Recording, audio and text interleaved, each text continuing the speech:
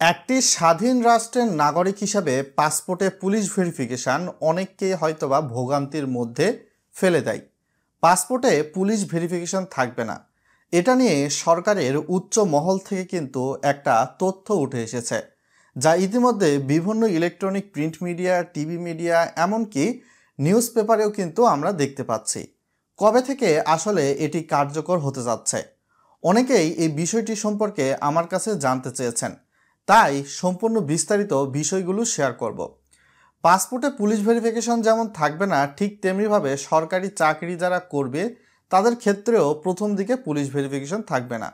এটা নিয়ে একটা সংস্কার কমিটি থেকে কিন্তু সুপারিশ করা হবে, এমন তথ্য জানানো হয়েছে। এটি এখনও সুপারিশ করা হয় নাই।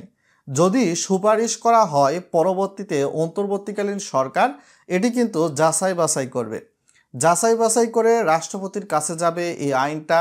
যেহেতু এখন বর্তমানে কিন্তু পার্লামেন্ট বা সংসদ নেই, যার ফলশ্রুতিতে তারপর রাষ্ট্রপতির কাছে যাওয়ার পরবর্তীতে একটা অধ্যাদেশ আকারে এটা জারি হবে।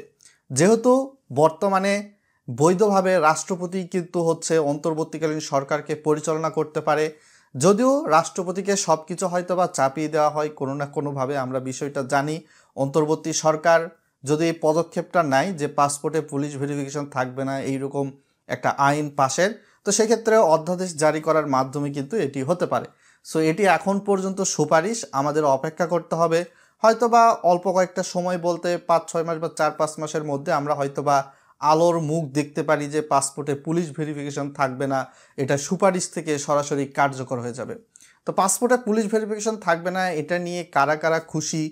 যারা খুশি তারা অবশ্যই ভিডিওর কমেন্ট বক্সে আপনার মূল্যবান মন্তব্যটি জানাবেন। আর যারা হয়তো বা খুশি হতে পারতেছেন না যে পাসপোর্টে পুলিশ ভেরিফিকেশন থাকবে না এটা নিয়ে, তো এর বিপরীতে আপনি আপনার মূল্যবান মতামত ভিডিওর কমেন্ট বক্সে জানাবেন।